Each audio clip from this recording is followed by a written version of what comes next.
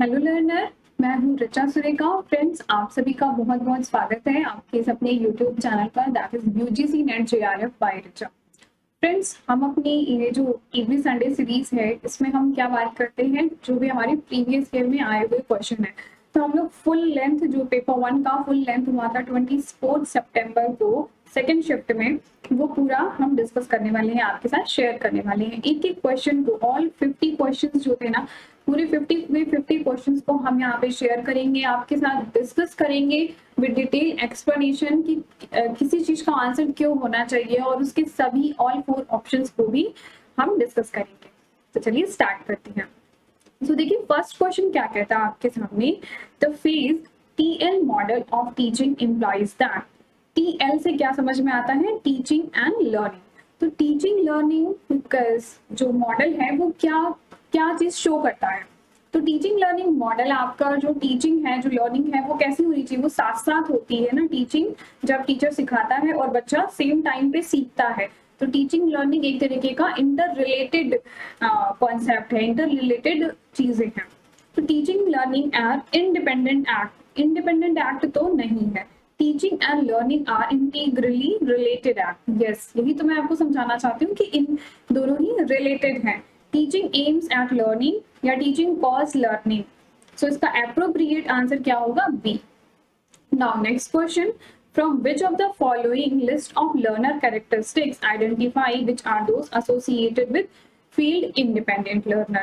तो देखिए, यहाँ पर आपको बताना है कि कौन सा कैरेक्टरिस्टिक्स जो है फील्ड इंडिपेंडेंट लर्नर का है। तो यहाँ पे लर्नर को दो तरीके से हम क्लासिफाई करेंगे, एक तो हो गया इंडिपेंडेंट, फील्ड इंडिपेंडेंट, और फील्ड डिपेंडेंट। तो जो इंडिपेंडेंट होंगे वो कैसे स्टडी करते हैं, सेल्फ से स्टडी करते हैं, खुद से चीजों को पढ़ते हैं।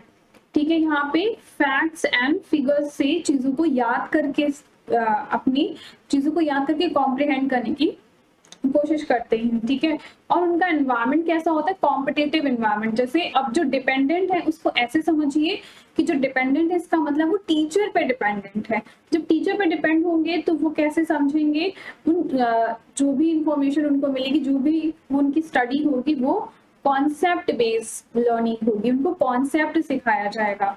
वो एक दूसरे के साथ कोऑपरेट करेंगे। जो स्टूडेंट होते हैं उनको सोशलाइज होना अच्छा लगता है, जो डिपेंडेंट होते हैं, जो डिपेंडेंट होंगे वो सोशलाइज होंगे, कोऑपरेट करेंगे, दूसरे की हेल्प करेंगे। लेकिन जो इंडिपेंडेंट होते हैं, जो खुद से बच्चा सीखता है, वो कॉम्पिटेटिव होता है, वो सेल्फ से सीख रहा है, फैक्ट्स एंड इंफॉर्मेशन से सीख रहा है। आप इन दोनों बात को ध्यान में रख के इस क्वेश्चन का आंसर करेंगे। Focus on facts and principle, ये इंडिपेंडेंट हुआ। And previous global aspect, concept and material, concept and material कैसा होता है, फील्ड डिपेंडेंट लर्नर होता है। Prefer likes to compete, compete कौन करता है, इंडिपेंडेंट, जो बच्चा खुद से पढ़ता है। सो ये हुआ और ये हुआ, ये नहीं होगा, ये डिपेंडेंट है। Can organise the information himself, खुद से बच्चा और जो इंफॉर्मेशन मिलती है उसको खुद से ऑर्गेनाइज करता है, तो डी होगा। लाइक टू कोऑपरेट, कोऑपरेट कौन से करते हैं, जो डिपेंडेंट, जो टीचर से नॉलेज इनको मिलती है। सो ए, सी और डी, ए सी डी ऑप्शन आपका सी वाला है। Now next question, which of the following are said to be the style related to competency and effective teacher। एक इफेक्टिव टीचर के अंदर कौन सी कंपिटेंसी स्टाइल को होना चाहिए। तो देखिए, अब जो एक अच्छा टीचर कैसा हो सकता है, मतलब यहाँ पे उसकी प्रोफेशनल नॉलेज के बारे में बात करें कि उसको सब्जेक्ट नॉलेज होनी चाहिए। ठीक है, अच्छे से चीजों को वो डील कर पाए क्लास में। ऐसा टीचर हो जब बच्चे अपने डाउट्स उस टीचर से पूछ पाए या अपनी प्रॉब्लम टीचर से कह पाए। टीचर का नेचर ऐसा होना चाहिए। अब इस बात को ध्यान में रखते हैं। Organised demure, which means being orderly, clear and control. तो देखिए, ये ऑर्डरली, ऑर्गेनाइज्ड डिम्योर की बात कर रहा है, वो उसके अपीयरेंस की बात कर रहा है। सो ये उसकी प्रोफेशनल चीजें नहीं है, ये पर्सनल चीजें हैं। तो पर्सनल चीजों को ध्यान में नहीं रखना है। Literacy which employs general knowledge as well as good reading and non. तो देखिए, जो टीचर है उसको जनरल नॉलेज नहीं, बल्कि उसको अपने सब्जेक्ट की इन डेप्थ नॉलेज होनी चाहिए। सो ये भी नहीं होगा। Self efficacy, which refer to the person self perceive the capacity to perform a task। yes, जो टीचर है उसके अंदर सेल्फ इफिकेसी होनी चाहिए। जो भी काम उसको दिया गया है, जैसे पढ़ाने का काम है, तो उस काम को बहुत अच्छे ढंग से करें। Flexibility which means being sensitive and lenient, yes teacher को फ्लेक्सिबल होना चाहिए जैसे कि बच्चे उससे अपने डाउट्स वगैरह पूछ पाए। इवेलुएटिंग एंड प्रोवाइडिंग फीडबैक, सो हमें दो ही ऑप्शन का चेक करने को ऑप्शन है, सो हम सी और डी को लेके चलेंगे, तो सी और डी हमारा ये आंसर हो जाएगा। यहाँ पर मैंने और इसको अच्छे समझाया हुआ है कि सेल्फ एफिकेसी क्या होती है, जो अल्बर्ट बंदूरा ने बताया है। ऑर्गेनाइज कॉन्सेप्ट एंड पर्सनल चीजों पे ध्यान देना। Teacher should have the full confidence, effective teacher should self reliant and lenient teacher ऐसा होना चाहिए कि जो इजी हो, अप्रोचेबल हो, बच्चे उससे अपने डाउट्स वगैरह पूछ पाए। ठीक है, ऑर्गेनाइज डिम्योर क्या हुआ, ये पर्सनल चीजें हैं, तो हमें किसको देखना है, प्रोफेशनल चीजों को देखना है। इसका आंसर सी एंड डी। ठीक है, now let's move on next question.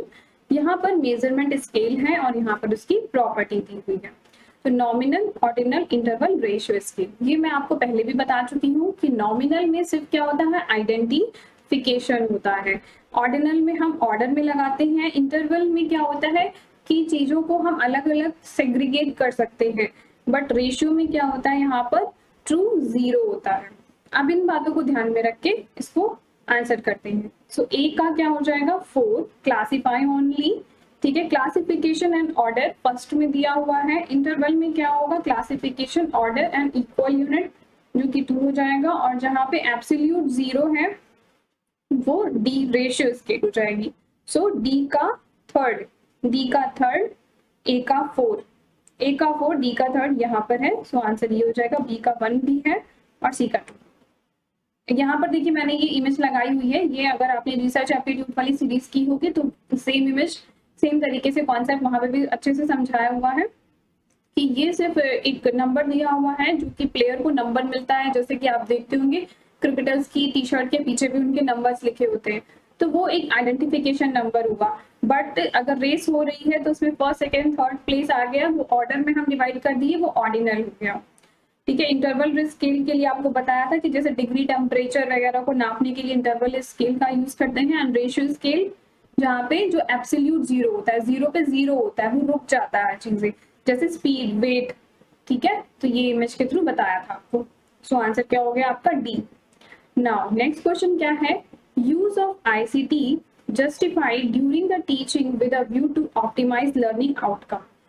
हम आईसीटी का यूज यानी इंफॉर्मेशन कम्युनिकेशन टेक्नोलॉजी का यूज किस लिए करते हैं, जैसे कि जो टीचिंग आउटकम है उसको हम ऑप्टिमाइज कर पाए, मतलब मैक्सिमम बेनिफिट बच्चे ले पाए। और बच्चे कैसे मैक्सिमम बेनिफिट लेंगे, जैसे कि उन ज्यादा से ज्यादा लोगों तक हमारी जो भी हम बताना चाहते हैं, पढ़ाना चाहते हैं, उन तक पहुंच पाए। ठीक है, वो कन्वीनियंट हो, इजीली अवेलेबल हो और चीपर होना चाहिए और इक्वालिटी होनी चाहिए कि हर किसी को नॉलेज मिल पाए। तो आईसीटी का यहाँ पे बहुत ज्यादा रोल है कि एजुकेशन को हम ऑप्टिमाइज कर पा रहे हैं with the help of ICT. Now learning outcome are contingent on use of ICT during the teaching. In light of the above statement, choose the most appropriate.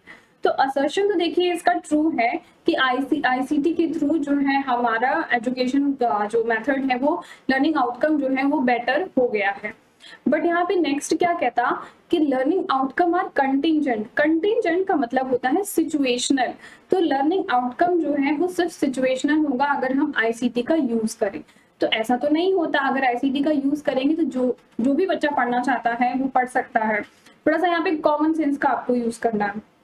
वैसे यहाँ पर देखेंगे तो आपको यूजीसी की रिपोर्ट वगैरह भी मिलेगी, उसमें बताया है कि आईसीटी के यूज से हम लर्निंग आउटकम को इंक्रीज कर पाए हैं। सो फर्स्ट तो सही हो गया और ये क्या है, फॉल्स है, क्योंकि ये क्या कह रहा है, सिचुएशनल है। कभी कभी लर्निंग आउटकम को हम ऑप्टिमाइज कर पाते हैं और कभी कभी नहीं कर पाते हैं। सो आर जो है not correct, A is the assertion is the correct answer, C हो जाएगा। Now next question, a teacher proposed to find out an effect of praise and encouragement during teaching learning session based on Skinner theory reinforcement. What type of the research will it belong to? ये कह रहे हैं इनमें से कौन सी ऐसी research होगी जब एक मतलब अगर किसी थ्योरी को, जैसे बीएफ स्किनर की जो थ्योरी है उसको अगर हम इम्प्लीमेंट करते हैं तो वो कौन सी रिसर्च होगी। तो आपको बताया था जब हम थ्योरी को अप्लाई करते हैं तो कौन सी रिसर्च होती है हमारी? Applied research. एक्शन रिसर्च कब यूज करते हैं? जब हमारी कैसी होती है, इसको हिंदी में क्या बताता है, एक सुधारात्मक अप्रोच है, इमीडिएट प्रॉब्लम सॉल्विंग है, यहाँ पे प्रॉब्लम को सॉल्व किया जाता है। ठीक है, फंडामेंटल में क्या होता है, हम थ्योरी को बनाते हैं।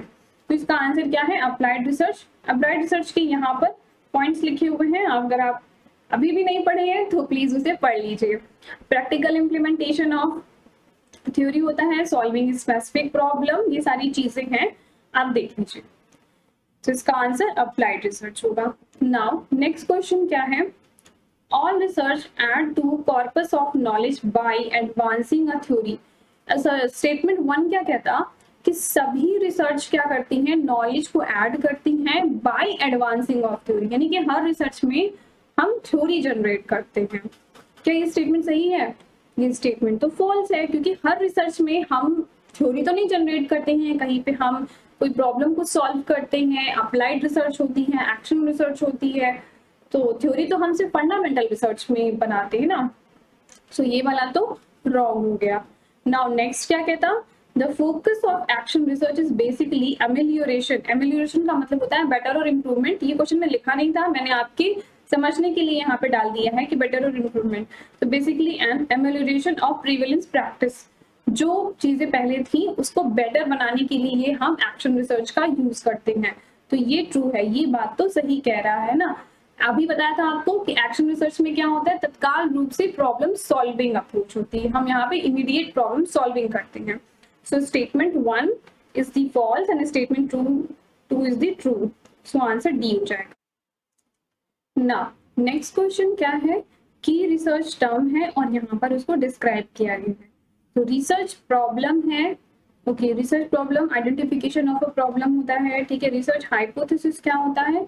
एक tentative solution of a problem होता है। सैंपल ऑफ स्टडी, जो हमारे सैंपल्स होते हैं स्टडी के, और रिसर्च के टूल वगैरह जो हम रिसर्च में यूज करते हैं ना, जैसे SPSS हो गया, R हो गया, पाइथन हो गया, सारी चीजें हम यूज करते हैं, हमने डेटा को इंटरप्रेट कर पाए, ठीक है, डेटा इंटरप्रिटेशन के लिए यूज करते हैं। सो research tool device use the data gathered, data को गैदर्ड करने के लिए भी यूज कर सकते हैं, ठीक है।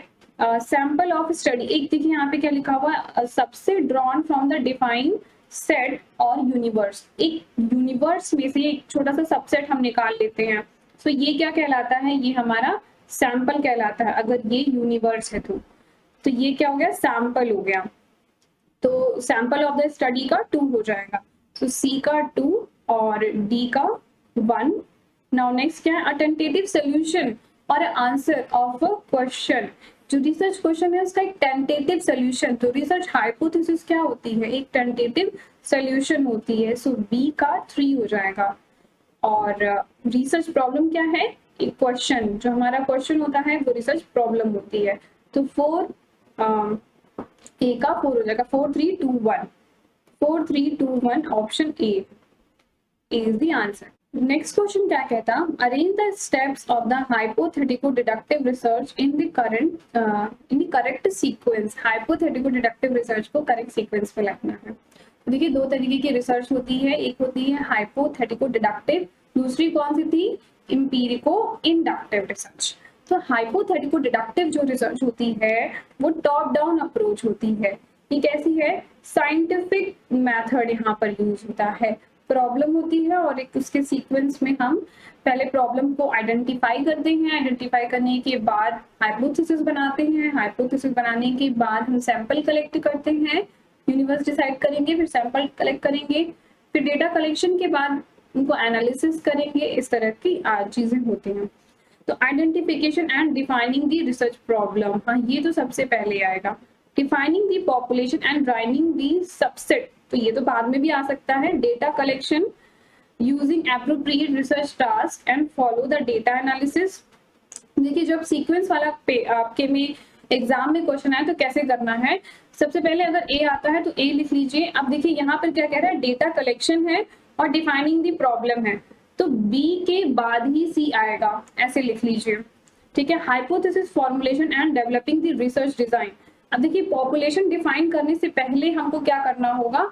हाइपोथेसिस बनाना होगा, तो D लिख लीजिए, A के बाद D लिख लीजिए। taking a decision on a substantive research hypothesis via testing of null hypothesis. null hypothesis बनाने के बाद taking a decision on substantive research hypothesis via testing of null hypothesis. null hypothesis को test हम कब करेंगे? जब हमारे पास डेटा सैंपल आ जाएंगे तभी तो टेस्ट करेंगे, तो ई बाद में आएगा। अब ऑप्शन क्या होना चाहिए? ए, डी, बी, सी, ई, ये आपका आंसर होगा। यहाँ पे बताया है कि हाइपोथेटिको डिडक्टिव रिसर्च क्या होती है, ये आंसर हो गया आपका, ठीक है, ए। नाउ नेक्स्ट क्वेश्चन क्या है? Which of the following sampling technique in the research imply randomization and equal property of drawing the units? तो देखिए सैम्पलिंग वाला लेक्चर आपको बताया था कि दो तरीके से होता है, एक तो होती है आपकी प्रोबेबिलिटी सैम्पलिंग और दूसरी होती है नॉन प्रोबेबिलिटी। आपसे पूछा गया है प्रोबेबिलिटी सैम्पलिंग। प्रोबेबिलिटी सैम्पलिंग में जहाँ पे equal chance of being selection होता है किसी भी सैंपल का, नॉन प्रोबेबिलिटी में इक्वल चांस नहीं होता है किसी भी सैंपल के सिलेक्ट होने का। तो इसमें कुछ इनका क्लासिफिकेशन है, इनके स्पेसिफिक नेम है, वो आपको ध्यान रखने हैं, याद करनी है, क्योंकि ये बहुत ही ज्यादा इंपॉर्टेंट है कि बार बार ये क्वेश्चन रिपीट होते हैं। तो कोटा सैम्पलिंग कैसा होता है? नॉन प्रोबेबिलिटी होता है। स्नोबॉल भी नॉन प्रोबेबिलिटी होता है। स्ट्रैटिफाइड ये आपका प्रोबेबिलिटी होता है। डायमेंशनल ये कोटा सैम्पलिंग का ही एक बड़ा रूप होता है, डायमेंशनल। क्लस्टर ये आपका प्रोबेबिलिटी होता है। सो डी और ई इज, सो सी और ई इज द आंसर। यहाँ पर लिस्ट है कि कौन सा प्रोबेबिलिटी है, कौन सा नॉन प्रोबेबिलिटी है। प्रोबेबिलिटी सैम्पलिंग में simple random, stratified, systematic, multi stage, cluster. देखिए इस वाले जो प्रोबेबिलिटी नॉन प्रोबेबिलिटी जो सैम्पलिंग है, ये रिसर्च एप्टीट्यूड में मैंने बहुत अच्छे से एक एक सैम्पलिंग को डिटेल में बताया था, एकदम क्लैरिटी के साथ में। अगर आपने नहीं देखा है तो आप बहुत कुछ मिस करना है, उसे जरूर देखिएगा। सो अब हम मूव करते हैं अपने नेक्स्ट क्वेश्चन पे, जहां पर आपके सामने एक पैसेज दिया हुआ है। तो हम लोग पैसेज को फटाफट से रीड आउट कर लेते हैं, बहुत इजी सा पैसेज है। In the narrowest sense price is the amount of money. अगर हम नैरो सेंस में बात करें तो प्राइस एक अमाउंट ऑफ मनी है that charge for a product or a service. More broadly, the price is the sum of all the value that customer give up to gain the benefit of having or using a product or service. Historically, price has been the major factor affecting buyer choice. जो price है वो buyer की choice को affect करता है। In recent decade however non price factor have gain increasing the important. जो non price factor है वो भी, उनको भी काफी इंपॉर्टेंस मिल रही है। इवन सो ऐसा होने के बाद भी price remain one of the most important element that determine the firm's market share and profitability. ठीक है, प्राइस अभी भी बहुत ज्यादा इंपॉर्टेंट एलिमेंट है जो कि फर्म की प्रॉफिटेबिलिटी को डिफाइन करता है। Price is the only element in the marketing mix that produce revenue. Revenue कौन जनरेट करता है? प्राइस। मार्केटिंग मिक्स में बहुत सारे एलिमेंट होते हैं, उसमें से प्राइस जो है केवल एक ऐसा एलिमेंट है जो कि रेवेन्यू जनरेट करता है। All other element present cost, और जो अदर एलिमेंट है वो कॉस्ट को प्रेजेंट करते हैं। Price is also one of the most flexible marketing mix element. Unlike the product feature, channel commitment and price can be change quickly. Price को हम unlike the मतलब और जो मटेरियल होते हैं हम उनको नहीं चेंज कर सकते, बट प्राइस को हम चेंज कर सकते हैं। At the same time price is the number one problem facing by marketing executives, and many companies not handle pricing well. Some managers view pricing as a big headache. उनके लिए एक बहुत बड़ा सिरदर्द है price, preferring instead to focus on other marketing mix element. So वो prefer करते हैं मार्केटिंग मिक्स के अदर एलिमेंट पे फोकस करना। However, कुछ स्मार्ट मैनेजर्स हैं treating the pricing is a key strategic tool to create capturing the customer value. जो smart है उनको लगता है कि कस्टमर को कैप्चर करने के लिए प्राइस ही एक ऐसा एलिमेंट है। Pricing have a direct impact on firms bottom line. A small percentage improvement in the price can generate a large percentage increase in the profitability. थोड़ा सा प्राइस में अगर हम परसेंटेज में चेंज करते हैं तो बहुत ज्यादा हम प्रॉफिटेबिलिटी को पा सकते हैं। More important, as a part of company's overall value position, price play a key role in creating the customer value and building a customer relationship. Instead of running away from the price, says the expert, savvy marketers have embraced it. तो कह रहा है कि इससे भागने की बजाय हमें इसे फेस करना चाहिए। नेक्स्ट क्या है? The price of the company charge will fall somewhere between one of is too low produce to find to produce a profit and one of the too high produce any demand. ठीक है, जो price है उसके basis पे हम profit कमा सकते हैं, उसी के बेसिस पे हमें डिमांड भी इंक्रीज कर सकते हैं. It summarise the major consideration setting price. Price setting ही इंपॉर्टेंट है. मेजर कंसिडरेशन क्या है? प्राइस को सेट करना. Customer perception of a product value set in ceiling of the price. जो कस्टमर का परसेप्शन है वो बेसिकली प्राइस पे ही आके अटक जाता है. If customer perceive that the product price is greater than its value, they will not buy the product. Likewise, the product cost set the floor for the price. If the company prices of the product below the cost, then company profit will suffer. अब below cost होगा तो company तो suffer करेगी. In setting the price between those two extremes, the company must consider several external and internal factors, including competitor strategy, pricing and overall marketing strategy, mix and nature of the market and demand. इन चीजों पे focus करता है जब price decide करना. सो अब देखते हैं question. Historically price was considered important because. Price historically पहले जो है प्राइस वो क्यों इंपॉर्टेंट हुआ करता था? तो देखिए यहाँ पे फर्स्ट पेज में ही आपके यहाँ पर लिखा हुआ है historically price has been the major factor affecting the buyer choice. Buyer की चॉइस को अफेक्ट करता है. ठीक है. Seller were always benefited. Money was charge for a product or a service is provide option for a it promote non price factor. तो ये choice होती थी जो कि बायर को अफेक्ट करती थी. तो it provide the choice for the buyer. Why is the price different from other element in the marketing mix? क्यों अदर एलिमेंट से ये अलग है? It offset the cost, it generate the revenue, it rigid the characters, ensure the channel commitment. तो ये कैसा होता है? Generate the revenue. अदर जो मार्केटिंग मिक्स के एलिमेंट है वो कैसे हैं? वो कॉस्ट जनरेट करते हैं, वो रिजिड हैं, और ये तो आपका फ्लेक्सिबल होता है. Now next question. What is the perception of the smart managers regarding the pricing? Smart managers का क्या परसेप्शन होता है? तो वो कैसे परसेप्ट करते हैं? It is the strategic tool for consumer value. It invites issue. It's better to focus on other elements the marketing mix. It is indirect value of the firm. तो ये एक स्ट्रैटेजिक टूल है जहां पर जो हम ज्यादा से ज्यादा कस्टमर को बुला सकते हैं. सो इसका आंसर ए हो जाएगा. नाउ नेक्स्ट क्या है? Which of the following major determinant of the pricing for a product or a service? तो यहाँ पे कह रहा है कि कौन सा which of the major determinant है किसी प्रोडक्ट की प्राइस का?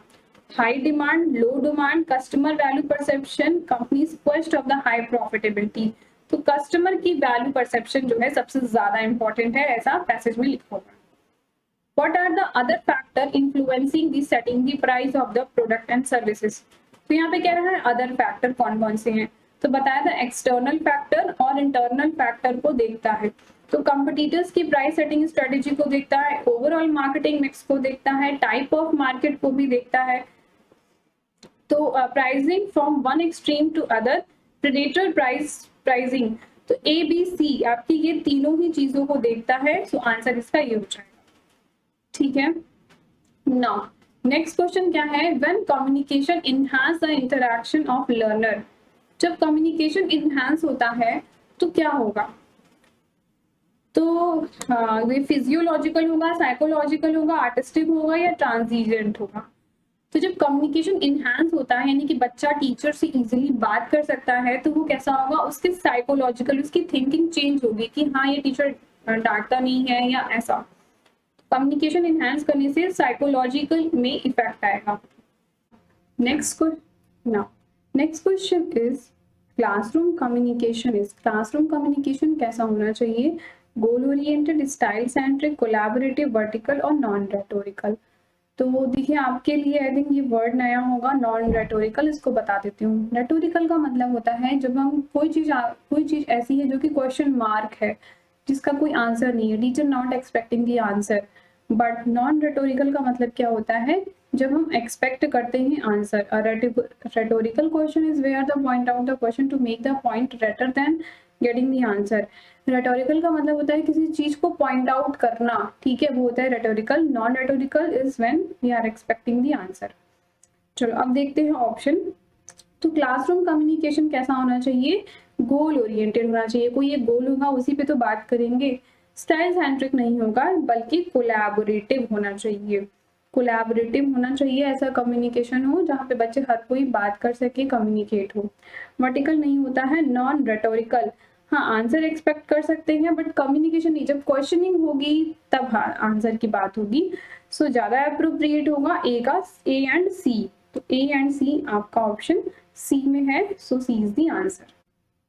नाउ नेक्स्ट क्वेश्चन क्या है, aligning an issue to fester and contribute to effective communication.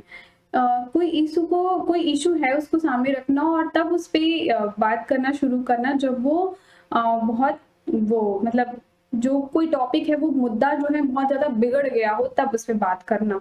तो क्या तब उस टाइम पे बात करना चाहिए या फिर उसके इनिशियल स्टेज में ही बात कर लेना चाहिए, इनिशियल स्टेज में ही बात करना चाहिए। सो ये तो गलत हो गया असर्शन। नाउ रीजन क्या कहता, a good communicator will address an issue in the classroom before it become precarious.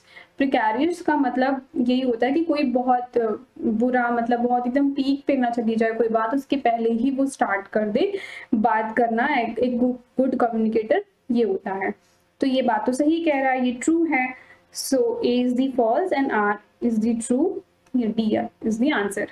Now next question क्या है, कम्युनिकेशन के बैरियर है और यहाँ पर उसका डिस्क्रिप्शन है, सिमेंटिक, साइकोलॉजिकल, पर्सनल और फिजिकल।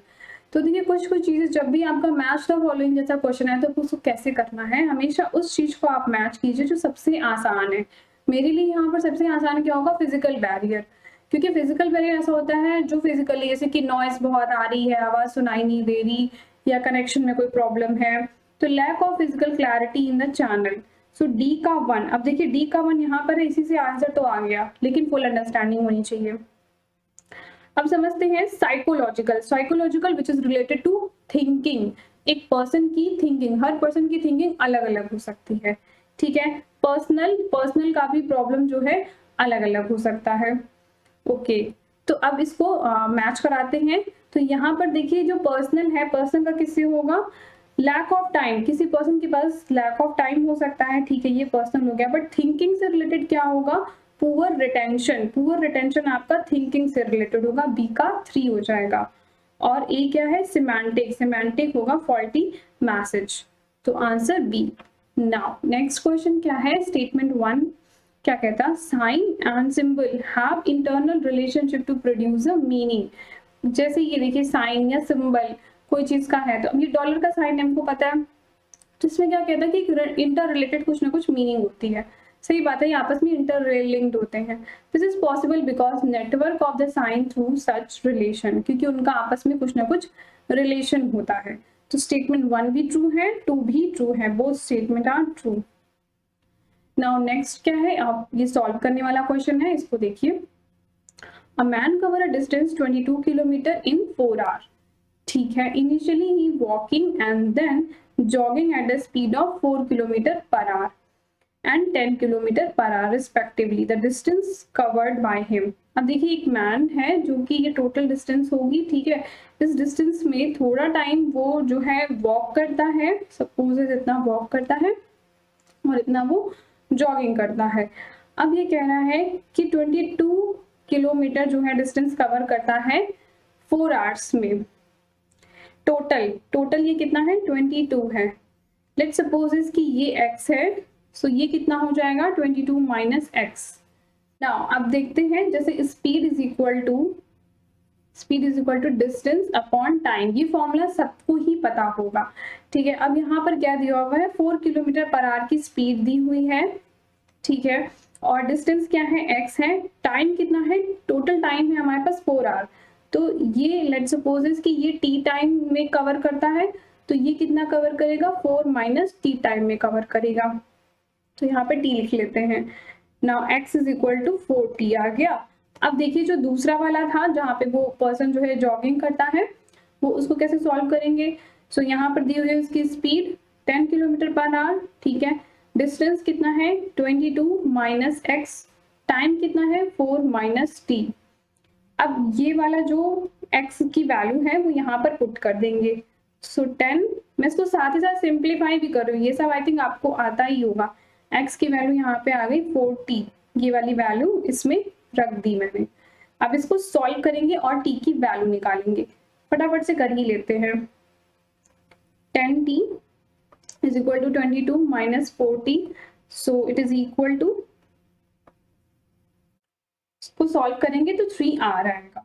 t की वैल्यू आ गई। अब हमसे पूछा गया है कि वो कितना जो है ही कवर्ड, कितना डिस्टेंस वो कवर करता है।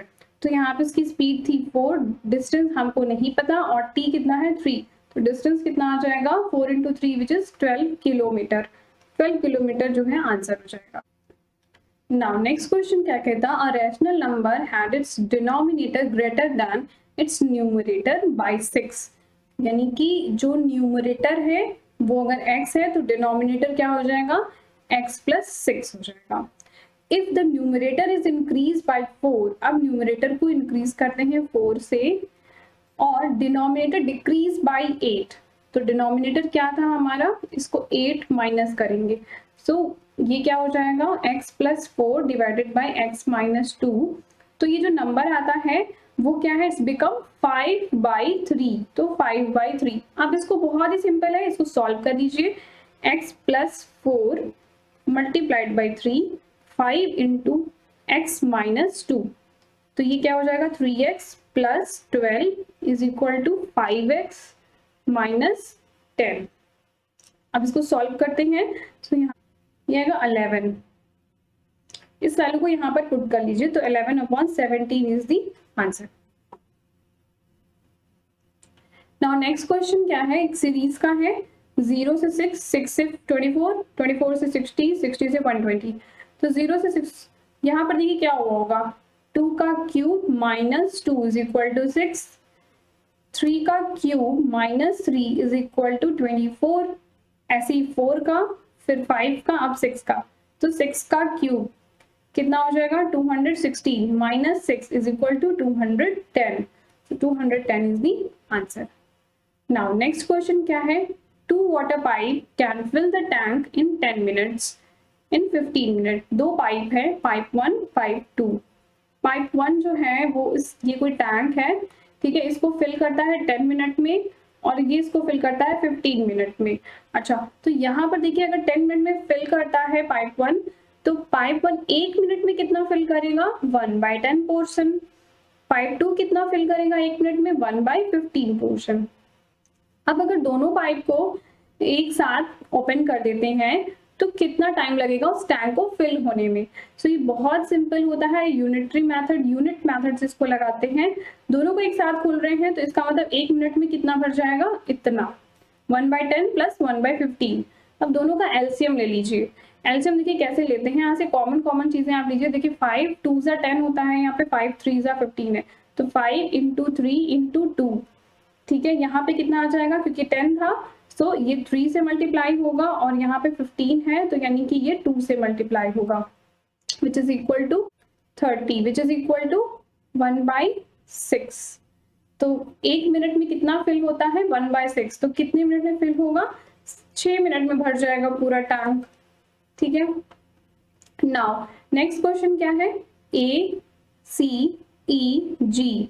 अब ए सी में 1 का गैप, सी ई में 1 का गैप, जी ई में 1 का गैप, तो जी से क्या आएगा 1 का गैप, जी एच जाएगा फिर आई आएगा, ठीक है। नाउ अब देखिए यहाँ पे सी है, फिर ई है, फिर एफ है, फिर आई है, तो ये कोई लिंक नहीं आ रहा, और देखिए इन दोनों में दोनों ही बातें सेम है, तो हमें आई तो मिल चुका है। अब हम ओ और क्यू में चेक करेंगे कौन सा होना चाहिए, तो जी, जी के बाद आई, यानी कि यहाँ पे गैप किसका है 1 का, जी एच आई, जे होना चाहिए, जे नहीं है, के, एल नहीं है, एम, एम तो एन नहीं, ओ आएगा, सो क्या हो जाएगा आई और कुछ यहाँ पर फिर ओ आना चाहिए, सो आंसर क्या हो जाएगा सी। नाउ नेक्स्ट क्वेश्चन क्या कहता कि क्वांटिटी और क्वालिटी एक कैटेगोरिकल प्रोपोजिशन की कौन डिसाइड करता है, यानी कि क्या चीज को देख करके हम बता सकते हैं कि ये क्वांटिटी की, इसकी क्वालिटी और क्वांटिटी क्या है। तो ये कैटेगोरिकल प्रोपोजिशन में आप डिटेल में पढ़ेंगे, बट फिर भी मैं बता देती हूँ आपको। देखिए कैटेगोरिकल में ये वैलिड इनवैलिड तो होगा नहीं, इन दोनों में से ही आपको कंफ्यूजन हो सकती है। तो देखिए जो फिगर होता है वो मिडिल टर्म होता है, और जो मूड होता है वो जैसे अगर हमको स्क्वायर ऑफ अपोजिशन आपने पढ़ा होगा, ऑल, नो, सम नॉट, तो इसको ए बोलते हैं, इसको ई बोलते हैं, इसको आई बोलते हैं, इसको ओ बोलते हैं। ए ई आई ओ, ऑल, नो, सम नॉट। ठीक है, ये नॉट वाला है। तो अब देखिए यहाँ पर ये जो चीजें हैं, अगर हमें ए ई आई ये चीजें पता चल जाए तो हम बता सकते हैं कि वो जो भी स्टेटमेंट है हमारी, वो उसकी क्वांटिटी कैसी है, यानी कि यहाँ पर यूनिवर्सल है, इसकी क्वांटिटी हमें पता चल जाती है। अगर यहाँ पर इसकी बात करें तो वो पर्टिकुलर भी है और निगेटिव भी है, यानी कि उसकी क्वांटिटी और क्वालिटी पता चल जाती है। तो वो किस चीज से पता चल जाती है, ये जो ए ई आई ओ लिखा होता है उसको क्या बोलते हैं, उसको मूड बोलते हैं। तो इसका आंसर क्या होगा, C. Now which of the following decides the figure of the categorical proposition, कौन सा टर्म जो है कैटेगोरिकल प्रोपोजिशन का डिसाइड करता है। सो अभी आपको बताया था मिडिल टर्म जो है बताता है कैटेगोरिकल प्रोपोजिशन का फिगर। ठीक है, इसके लिए एक डायग्राम भी बनता है ना, ऐसे ऐसे ऐसे और ऐसे करके। नाउ नेक्स्ट क्वेश्चन क्या है कि बायोस का फुल फॉर्म बताना है। ये बिल्कुल बस बेसिक क्वेश्चन है, इसको याद करना होगा आपको। तो बायोस का क्या होता है, basic input output system, answer C हो जाएगा। कंप्यूटर का हार्डवेयर क्या होगा, ये भी बहुत आसान सा है, computer table, monitor, CPU, software, Google. तो बहुत इजी है, monitor and CPU. Which of the following data visualisation method, data visualisation, इस क्वेश्चन को समझिए। कौन सी चीज ऐसी है जहां पर हम डेटा को विजुअलाइज कर सकते हैं। जैसे ये देखिए, एक आपके सामने ऐसे मैंने डेटा लिख दिया, ठीक है, और मैंने तो ये अगर इसी को मैं एक ग्राफ के थ्रू बनाऊं, जैसे ये 60 है, फिर 70, फिर क्या हो गया, कम हो गया, 30, फिर 10, फिर 30। तो इससे क्या समझ में आ रहा है कि पहले जो डेटा था वो यहाँ पर था, फिर इंक्रीज हुआ, फिर डिक्रीज हुआ, फिर इंक्रीज हुआ। ये कैसे समझ में आ रहा है, क्योंकि मैंने इसको एक लाइन ग्राफ के थ्रू बता दिया, इसको मैं बार ग्राफ के थ्रू, पाई चार्ट के थ्रू बता सकती हूँ। तो इसका आंसर क्या होगा, लाइन, तो इसका आंसर क्या होगा, pie chart and bar chart के थ्रू हम शो कर सकते हैं। नेक्स्ट आपका क्या है, डेटा इंटरप्रिटेशन। यहाँ पर क्या दिया हुआ है, consider the following table consisting the year wise installed renewable energy of the 4 countries. ये 4 कंट्रीज हैं, इनकी एनर्जी, इंस्टॉल्ड एनर्जी दी हुई है, यहाँ पे ईयर्स दिए हैं। नाउ नेक्स्ट क्वेश्चन देखते हैं, between 2016 to 17 which country registered maximum growth installed capacity renewable energy। तो 16 और 17 ये हो गया। अब यहाँ पे कह रहा है कि कौन सी कंट्री में मैक्सिमम ग्रोथ हुआ है। तो ग्रोथ कैसे बताया था, मैक्सिमम ग्रोथ कैसे पता चलेगा, growth percentage final minus initial upon initial. देखिए फाइनल क्या है, 15 माइनस 13, 15 माइनस 13 करेंगे 2 आएगा, अपॉन इनिशियल जो कि आपका 13 था। ये हो गया x के लिए। y के लिए फाइनल माइनस इनिशियल करेंगे तो 20 माइनस 18 विच इज बिकम 2 और डिवाइडेड बाय इनिशियल कितना है हमारा 18। ठीक है, दूसरा क्या है, z के लिए यहाँ पे कितना इंक्रीज हो रहा है, 2 से तो इंक्रीज हो रहा है, 12 माइनस 10 अपॉन में 10। नेक्स्ट क्या है, यहाँ पर इंक्रीज हो रहा है, 2 से इंक्रीज हो रहा है, और बेस में आएगा 13। अब देखिए सब में स्टार्टिंग में आपका 2 2 2 ही आ रहा है, तो आपको सबको सॉल्व करके देखने की जरूरत नहीं है। जिसका डिनोमिनेटर सबसे छोटा होगा वही आपका मैक्सिमम ग्रोथ को बताएगा। So Z is the maximum growth को शो करता है, that is the answer. Now which of the country registered maximum growth by 2018 with reference to 2015। Okay, अगर 15 से 19 में देखें तो किस में सबसे ज्यादा ग्रोथ परसेंटेज हुई है। तो ग्रोथ परसेंटेज के लिए फिर से क्या करना है, final minus initial upon initial. अब ये है आपका इनिशियल, ये ईयर है इनिशियल, ये ईयर है फाइनल। तो फाइनल माइनस इनिशियल करेंगे x के लिए, 22 माइनस 10 क्या आएगा, 12 डिवाइडेड बाय इनिशियल 10 है। y के लिए ये है 15, ये है 24, माइनस करेंगे कितना आएगा 9 डिवाइडेड बाय इनिशियल कितना है 15। z के लिए दिस इज 8 और यहाँ पर 20, कितना इंक्रीज हो रहा है 12 से, डिनोमिनेटर में 8 आएगा, क्योंकि इनिशियल 8 है, और यहाँ पर देखिए आएगा यहाँ पर 8, 20 माइनस 12 डिवाइडेड बाई 12। इन दोनों में कंपैरिजन करें तो मैक्सिमम ग्रोथ किसका आता है, z का आता है। अब z में देखिए अगर 3/2 है तो 1 पॉइंट समथिंग आएगा, 1.5 आएगा, यानी कि 115% इंक्रीज हुआ है। बाकी किसी में देखते हैं तो यहाँ पर इसको सॉल्व कर लेते हैं। इसमें क्या आएगा, 5 1 5 और 1 कैरी होगा तो 1.2 आ रहा है, यहाँ पे 1.35 है, तो कौन सा बड़ा हो जाएगा, z वाला बड़ा हो जाएगा, answer A. Now next question क्या कहता, कि कंट्री वाई, ये रहा country Y, what is the average annual growth renewable capacity, average annual growth निकालना है रिन्यूएबल कैपेसिटी का।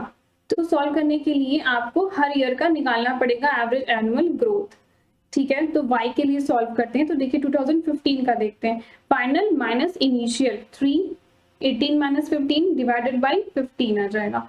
अब यहाँ पे 20 माइनस 18 करेंगे तो 2 डिवाइडेड बाई 18 आ जाएगा। 20 माइनस 20 इसको करेंगे तो यहाँ पर क्या आएगा, 0 आ जाएगा ना।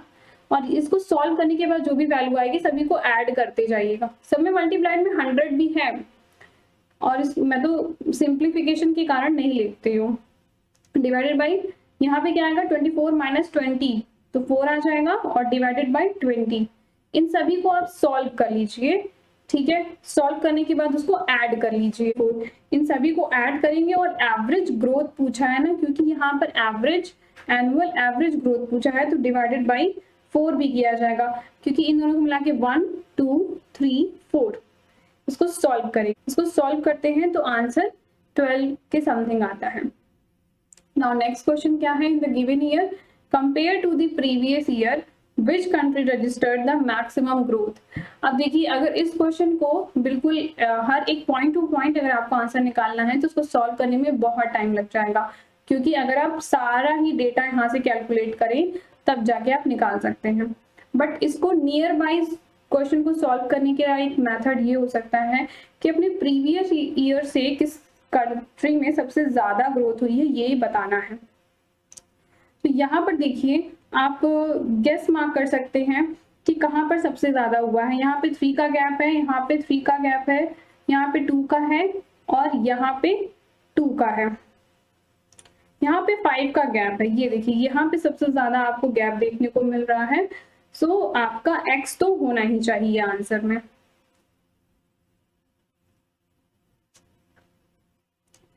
ठीक है, नाउ अब देखते हैं यहाँ पर देखिए आपका भी 5 से 20 हो रहा है, सबसे ज्यादा गैप यहाँ पर देखने को मिलता है। सो इस ईयर में और इस ईयर में जब, क्योंकि आपके पास डेटा सिंपल है तो आप इसको सिंप्लीफाई करके ऐसे सॉल्व कीजिए, क्योंकि इसको प्रॉपर मेथड से सॉल्व करने में बहुत टाइम लग जाएगा। तो आपने देखा कि x और z में हमें मैक्सिमम ग्रोथ देखने को मिलता है, तो ये आंसर हो जाएगा आपका। नाउ नेक्स्ट क्वेश्चन क्या है, taking all 4 countries together, what is the overall increase in the installed capacity renewable in the year 2019 with reference to 2015? कि सभी कंट्री का जो भी इंस्टॉल कैपेसिटी उसको ऐड कर लीजिए और फिर उसका ग्रोथ निकाल लीजिए। तो 10 प्लस 15 प्लस 8 प्लस 12 इसको ऐड करते हैं तो इट इज 45। इसको भी ऐड कर लीजिए 20, 22, 24, 20, 20 86 आता है। अब यहाँ पूछ रहा है कितनी ग्रोथ हुई, तो बताया ना final minus initial upon initial into 100। इसको सॉल्व कर लीजिए, ये आएगा 41 डिवाइडेड बाई 45 मल्टीप्लाइड बाई 100। जब इसको सॉल्व करते हैं तो ये 91 के करीब करीब आता है। नाउ नेक्स्ट क्वेश्चन क्या कहता, SDG सस्टेनेबल डेवलपमेंट गोल, ये SDG है, in 2015 by United Nation talent achieved by, इसको कब अचीव, सस्टेनेबल डेवलपमेंट गोल जो डिसाइड किया गया इसको कब अचीव करना है, अचीव बाई 2030 जो सस्टेनेबल डेवलपमेंट गोल बनाए गए हैं। नेक्स्ट क्वेश्चन क्या कहता है, identify the correct sequence of the country in increasing order on their contribution to the global carbon dioxide. इनको एक ऑर्डर में लगाना है, तो इनको एक ऑर्डर में लगाना है। तो सबसे ज्यादा कार्बन डाइऑक्साइड कौन इमिट करता है, चाइना, आपको ये पता ही होगा। तो देखिए बी सबसे पहले आ जाएगा, ठीक है। चाइना के बाद आता है USA, यूएसए आपको यहाँ भी मिल जाएगा, यहाँ भी मिल जाएगा। उसके बाद आता है इंडिया। अच्छा, इंडिया भी यहाँ मिल रहा है, यहाँ मिल रहा है, बट देखिए जापान सबसे कम इमिट करता है, सो जापान यहाँ पे है, आंसर आपका बी हो जाएगा। नाउ नेक्स्ट क्वेश्चन क्या कहता, national programme of technology enhance learning NPTEL was initiated by MHRD in 2003 to enhance the quality. जो NPTEL का कोर्स आपने देखा है वो लॉन्च किया MHRD ने, किस लिए लॉन्च किया था? देखिए आप ज्यादातर देखेंगे जो NPTEL का कोर्स होता है वो सारे IITs या फिर NITs ही कराते हैं, कंडक्ट कराते हैं। So it is related to engineering education से रिलेटेड है। ये क्वेश्चन क्या कहता, nowadays many online courses are available and their popularity is increasing. ये बात तो सही कह रहा है कि आजकल जो है ऑनलाइन कोर्सेज बहुत ज्यादा हो गए हैं और उसकी पॉपुलैरिटी भी बढ़ रही है, तो ये ट्रू है, स्टेटमेंट ट्रू है। Selecting the right course from many such a big challenge. अब देखिए जो कोर्सेज हैं ऑनलाइन वो तो बहुत ज्यादा हो गए, ये स्टेटमेंट तो ट्रू है, ये असर्शन तो ट्रू है, बट इसका जो रीजन दिया हुआ है कि ऑनलाइन कोर्सेज इसलिए हो गए हैं क्योंकि उनको सेलेक्ट करना बहुत मुश्किल हो गया है, ये इसका करेक्ट रीजन होगा। ये करेक्ट रीजन तो नहीं है, बट हाँ ये स्टेटमेंट अपने आप में सही है। So both statement are correct, but क्या है, करेक्ट एक्सप्लेनेशन नहीं है। सो आंसर बी होगा। नाउ A से F तक के सिस्टम में is use which of the following number system. अच्छा देखिए आपके कंप्यूटर में नंबर सिस्टम होता है, जैसे binary, octa, hexadecimal, decimal. Binary में केवल 2 ही डिजिट होते हैं, 0 और 1। ऑक्टा डेसिमल में 8 तक लिया जाता है। ऑक्टा का मतलब होता है 8, हेक्साडेसिमल का मतलब होता है 16 और डेसिमल का मतलब होता है 10। ठीक है, अब जो हेक्साडेसिमल होते हैं ये कैसे होते हैं, पहले तो ये 0 से लेकर के 9 तक के सारे होते हैं, उसके बाद क्या करते हैं, यानी कि 10 यहाँ पर नंबर आ गए। अब उसके बाद जो 11, 12, 13, 14, 15 और 16 होता है उसको कैसे लिखा जाता है, A, B, C, D, E और F के थ्रू लिखा जाता है। So hexadecimal is the answer.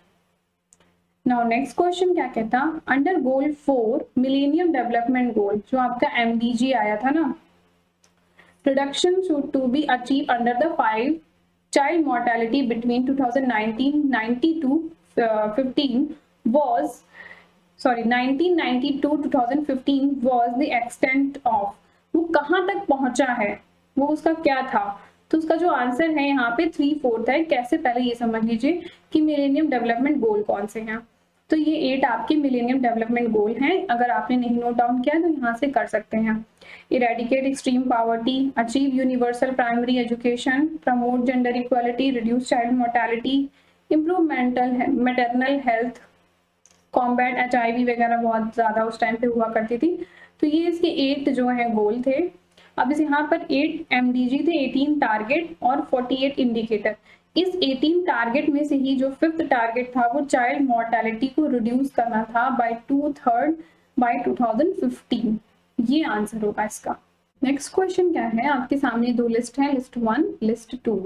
ठीक है, modes of supply education and services under gets. अच्छा ये गैट्स क्या है, ये शायद आपको नहीं पता होगा, तो इसका फुल फॉर्म होता है general agreement trade and services.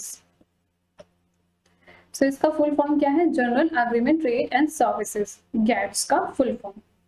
अब इसमें क्या होता है, ये जो बेसिकली जो टॉपिक है वो आपका इंटरनेशनल बिजनेस से लिया गया है। तो इसको बोलता है यहाँ पर मॉडल, कई सारे मॉड हैं, तो मॉड 1 कहता है क्रॉस बॉर्डर सप्लाई, यानी कि कोई ऐसा मेथड सर्विसेज का या एजुकेशन का जहाँ पे क्रॉस बॉर्डर सप्लाई होती है, तो इसको ये एक्सप्लेन करेगा यहाँ पर।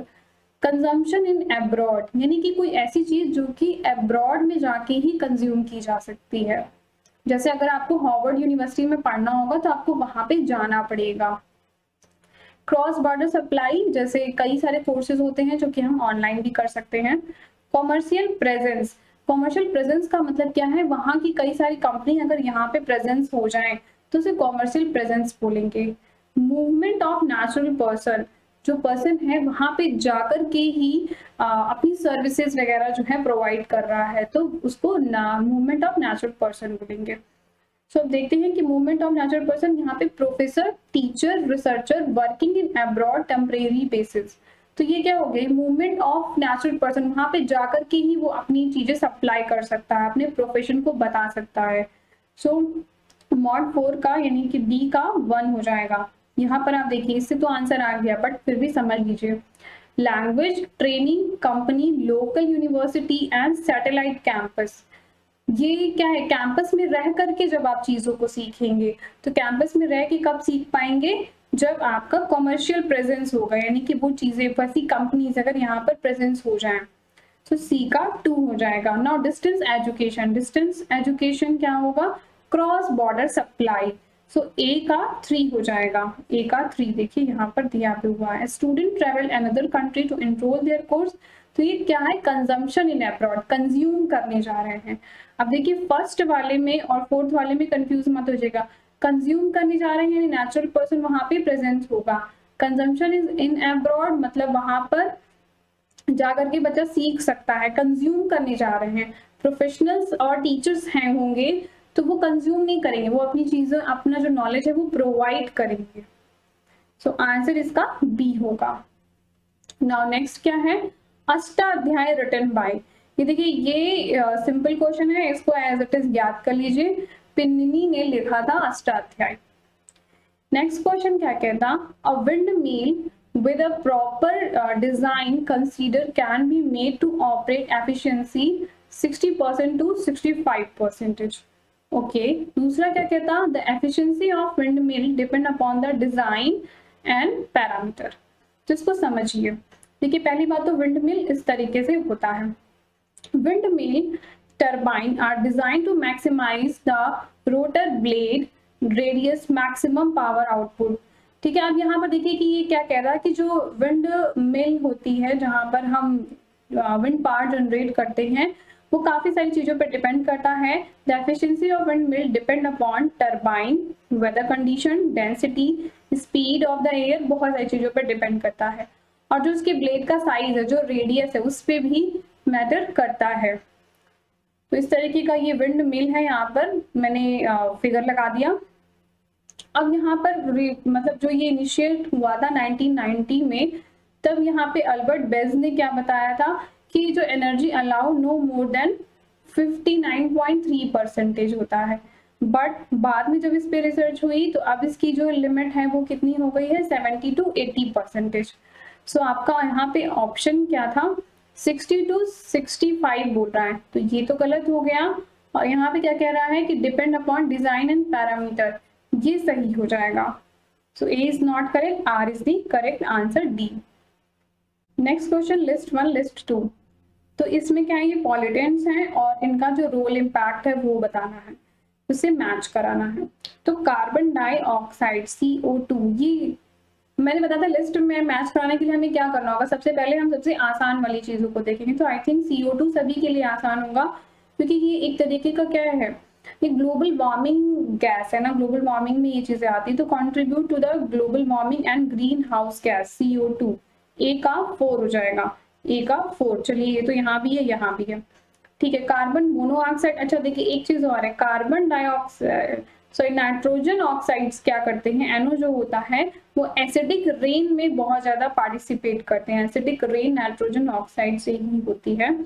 सो सी का 1 हो जाएगा, सी का 1 यहाँ भी है और यहाँ भी है। नाउ नेक्स्ट देखते हैं, कार्बन मोनोऑक्साइड और बेंजीन हाइड्रोक्लोराइड। तो कार्बन मोनोऑक्साइड क्या है, एक टॉक्सिक जो कि रेस्पिरेटरी सिस्टम को भी हिला देता है। सो बी का 3 हो जाएगा। आंसर आपको यहाँ पे आ चुका है, A first option is the answer. Next question क्या कहता, from disaster mitigation measure given below identify the measure which can characterise non structural. तो हमें नॉन स्ट्रक्चरल इसमें से कौन से हैं उसको हमें आइडेंटिफाई करना है। तो देखिए मिटिगेशन जो है वो कई दो तरह के होते हैं, स्ट्रक्चरल और नॉन स्ट्रक्चरल। स्ट्रक्चरल में कौन कौन से होते हैं, यहाँ पे एग्जांपल दिया गया है। स्ट्रक्चरल में आता है फ्लड, ठीक है, raising of home, flood on areas, ठीक है, और बिल्डिंग यहाँ पे विंड प्रूफ एंड अर्थक्वेक के जैसा घर बनाना, तो ये स्ट्रक्चरल में आता है। हमें बताना है नॉन स्ट्रक्चरल। नॉन स्ट्रक्चरल में आता है land use zoning, insurance program, training and education and mental preparedness program. तो नॉन स्ट्रक्चरल में यानी मिटिगेशन का मतलब होता है ये जो हैजार्ड्स जो प्रॉब्लम आ जाती हैं उसको हम कैसे कम कर सकते हैं, उन बाधाओं को कैसे कम कर सकते हैं। तो अगर हम लोगों को एजुकेट कर दें, उनको इंश्योरेंस प्रोग्राम प्रोवाइड कर दें, इस तरह की चीज अगर करते हैं, उनका मेंटल माइंडसेट जो है रेडी रहे, तो हम जो मिटिगेशन उसको मिटिगेट कर सकते हैं, जो हैजार्ड्स है उसको कम कर सकते हैं। ठीक है, तो land use zoning, insurance program, training, education and mental preparedness is the non structural होंगे। ठीक है, तो फ्लड वगैरह डन गाइस, तो ये तो आपके स्ट्रक्चरल था। लैंड यूज जोनिंग ये नॉन स्ट्रक्चरल है। Raising of home in the flood prone area, इसको हटाना, तो ये आपका स्ट्रक्चरल का है। इंश्योरेंस प्रोग्राम ये आपका नॉन स्ट्रक्चरल है। Reinforcement of tornado and rooms, तो ऐसा तो नहीं है, ये आपका बी और D is the answer. B और डी आपको ऑप्शन ए में मिलता है। नाउ नेक्स्ट क्वेश्चन क्या है, देखिए हम 47 क्वेश्चन पे पहुंच चुके हैं। Which of the following area of the liberal education is the higher level in the feudal society of Europe classified as? तो यहाँ पे कह रहा है कि अंडर कॉर्डियम, कॉर्डियम के अंदर कौन सी चीजें हैं जो कि आपकी हायर लेवल के अंदर आएगी। तो यहाँ पे देखिए 7 सिस्टम होता है लिबरल आर्ट का, ट्रिवियम और कॉर्डियम। ट्रिवियम में आता है ग्रामर, लॉजिक, रेटोरिक, और कॉर्डियम में आता है science, social science, art and humanities. तो हमसे पूछा क्या है, which of the following areas liberal education at the higher level in the feudal society of the European are classified under the quadrium। quadrium के अंदर कौन कौन सी चीजें आएंगी। तो देखिए ये जो ग्रामर है ये तो आपका ट्रिवियम का पार्ट है, लॉजिक ये भी आपका ट्रिवियम का पार्ट है। ठीक है, तो अर्थमेटिक, एस्ट्रोनॉमी, म्यूजिक ये आपका क्वाड्रियम का पार्ट है। C D E option C में है। Now next question क्या है, if there is a contention between the Shruti and स्मृति, अगर श्रुति और स्मृति में मतलब कंटेंशन का मतलब ये होता है कि लड़ाई या विवाद हो जाए, तो श्रुति प्रिवेल्स ओवर स्मृति। अब पहले इसका मतलब समझ लीजिए कि श्रुति का मतलब क्या है और स्मृति का मतलब क्या है। श्रुति का मतलब होता है नॉलेज जो कि हमें गॉड से मिलती है, जो उपनिषद वेदों में लिखा हुआ है वो ज्ञान हमें मिलता है उसको, यानी कि ये क्या है, ज्ञान है। और स्मृति क्या है, हमारी मेमोरी। ठीक है, जो हमें याद रह जाता है। अब पढ़ते हैं यहाँ पे, अगर दोनों में झगड़ा हो, विवाद हो, तो श्रुति प्रिवेल्स ओवर स्मृति। ये स्टेटमेंट सही कह रहा है। Shruti presents the philosophical aspects of the Veda, बिल्कुल सही कह रहा है कि यहाँ पे ये नॉलेज को बताता है। And while Smriti application of the philosophical, Smriti क्या है, हम याद करते हैं चीजों को, तो हम उन नॉलेज को अप्लाई करके देखते हैं। तो ये इसके बारे में करेक्ट एक्सप्लेनेशन भी दे रहा है। सो आंसर ए होगा इसका। नाउ नेक्स्ट क्वेश्चन क्या कहता, substance is the self cause, self convinced and self existence. कोई सब्सटेंस है वो खुद ही कारण है किसी चीज का, खुद ही कन्विंस्ड है और खुद ही एग्जिस्ट करता है, ये बात ट्रू है। नाउ कहता है कि substance is not cause by other casual resources but convince of something else and in the existence on that. So यहाँ पे क्या कह रहा है, ये पहली बात तो जो इसमें जो कह रहा है या तो ये सही होगा या तो ये सही होगा। अब जो सब्सटेंस होता है वो खुद क्या होता है कि substance is something that does not require any other creature, वो खुद ही कॉज होता है, जो खुद ही कॉज है उसको किसी और की क्या जरूरत। सो क्या होगा, पहला वाला तो सही हो जाएगा, ये ट्रू और ये false. So A is the correct and R is the not correct answer, C। Next question क्या है, all perception seems to entirely loose and separate, okay they are conjoined and not necessarily connected। कुछ perceptions होते हैं जो कि entirely loose है, मतलब आपस में connected नहीं है, तो जब वो connected नहीं है तो उनको conjoined कहेंगे, ये assertion ये कहता हूँ। Since the perception of hardness is not necessarily connected with the color, it's said to be the perception loosely connected। इसी बात को घुमा के इसमें कह रहा है, क्योंकि वो मतलब हार्डनेस है, वो कनेक्ट नहीं हो रहे हैं, इसलिए उनको लूजली कनेक्ट कहा जाएगा। ये सही, अगर ये सही है तो ये भी सही होगा, ठीक है। तो statement, both statement are correct. So friends, ये वीडियो यहीं पर एंड होता है और हमने अच्छे से 50 आउट ऑफ 50 क्वेश्चन डिस्कस किए विद प्रॉपर एक्सप्लेनेशन, अच्छे से समझते हुए हर एक चीज को देखा है।